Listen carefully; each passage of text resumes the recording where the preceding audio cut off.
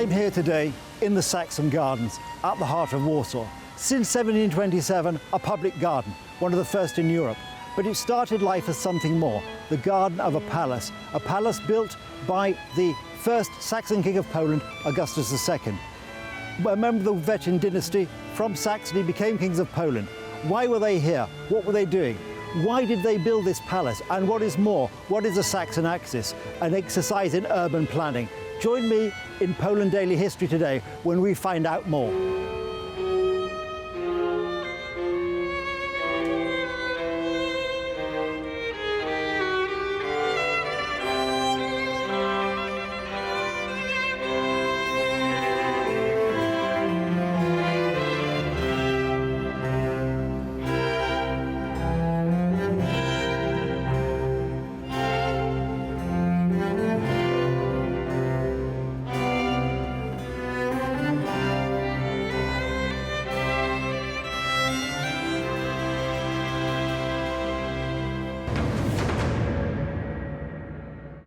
Now, Piotr, really, while we're here, because we see what we see, and we can see the outline of the old palace, there are some suggestions that the palace might be rebuilt. I mean, do you, as a historian, do you have and obviously a Varsovian, do you have a view on that? Yes, I have. I mean, there is, of course, the association of the people which in early 2000 actually come up with an idea of the rebuilding of the palace. Already this topic was discussed even in the communist era, that it wasn't possible to rebuild this palace there.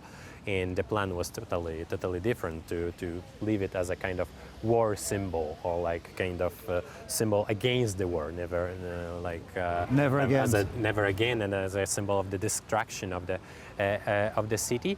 But the Warsaw historians actually came with the idea of the rebuilding of the palace, right, as a closing of the whole side of the palace, also together with the Brill Palace, which used to be over in this corner, yes. The Ministry of Foreign Affairs, which is another before the war. Another one which was deliberately destroyed by the Germans at the end of the war. Yeah, at the same time, December 44. They just sort of went round destroying whatever they could find. Yes. Just after Warsaw Uprising. So the idea is to rebuild actually not only the Saxon palace with the huge colonnades and the two wings, but also the Brill Palace in the houses which were next to Królewska Right, Street. okay, so it would really close in the area. Yeah. Make it a much more intimate space. And because at the moment I think, I can see why one might want to rebuild, because at the moment it's sort of slightly open and windswept, and it can be a bit sort of bleak at times. Yeah, but for me, it's not very actually easy choice, because actually, as for me, for like the last 70 years, this square with this ruin of the unknown soldier monument actually completely changed the meaning.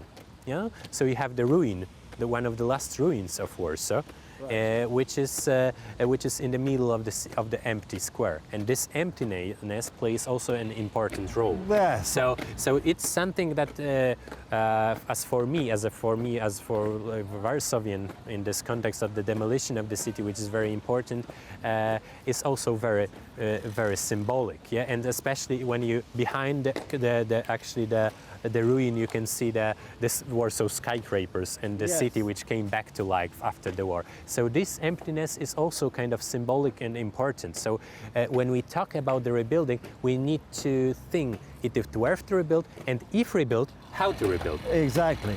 Yes, I can see you might want this to stand alone as a monument that it is, and the fact it's alone, it gives it a certain dignity, which it might lose if it really is reincorporated into the colonnades. I quite like building, and it's I know when you see so much of the modern architecture, you think, well, okay, it's nice from time to time if somebody builds and rebuilds something in the classic style. And as we were talking earlier, it might sort of, like the revolve the Lubomirski Palace to close off that end. This might actually, in a funny sort of way, close off this part of the city, and then give the sort of old bit of Warsaw, which has been rebuilt since the war, a sort of new integrity. Yeah. But obviously, I think you would have to do something with the colonnade, maybe rebuild the colonnades and leave a gap which Maybe. which might be Maybe. rather odd. I've seen even a few years ago one of the projects, so they were rebuilding both wings of the palace, but they left the colonnade, which was made of glass, and in more modern shape. So in this kind of context, you pay the attention still to the monument of the unknown soldier, which is the most important, because it's the only original part, the only part which survived. So we need to cut out this part somehow to keep it as an original part. And actually, maybe that's kind of answer of our times, yeah. Because I always think, when I think about the architecture, that every architecture has its moment in its history, yeah. So the reconstructing something is always kind of getting back to the world which is not longer here. Yeah, sure. We don't. The pre-war war, so it's to some extent gone. Yeah, yes. So it's always the question how you can revive it. And then you say, well, why just this bit? Why not the whole city? Then at what point do you keep going back? And are we going to destroy that hotel behind us? Because that's a modern building. We're going to put the palace that was there originally. Yeah. I suppose it's a slightly different argument when you have a sort of site which has nothing on it. Yeah. Rather than knocking something new down to replace it with something old. But I don't know, it just seems that it's sort of crying out for something, and not just to be left like this. I think I can see why it works and why you might want to leave it undisturbed as a sort of this, you know, you have plenty of, you'll say, well, as you did say, there's plenty of, you can look through the archway and you can see in the distance beyond the trees the modern Warsaw rising up these skyscrapers, one of which is going to be the tallest building in Europe by the time it's built. So why not leave this space as sort of empty and peaceful and as a monument to the desolation of war? Yeah, but maybe the best idea is to kind of start a discussion and not to rush. Exactly. That's where, I think, one of the most important things.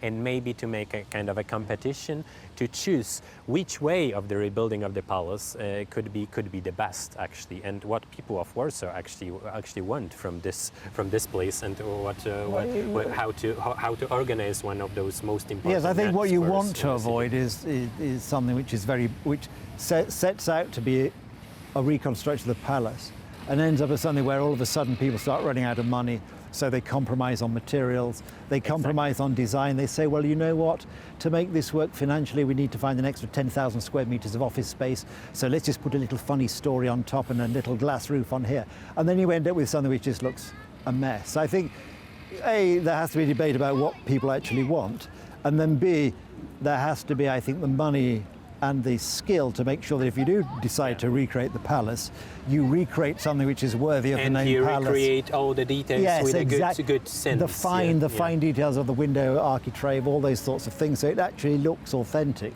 and is, I think, a piece of architecture which is worthy of the place, which has become, as it was, but has now become even more so with the events which happened since Augustus II and Augustus III, who were monarchs here, a place of even more significance, both in memory of the wars, but as a if you like, the centre of Warsaw, and as a keeping alive the flame of the Polish soul, if I may put it that way.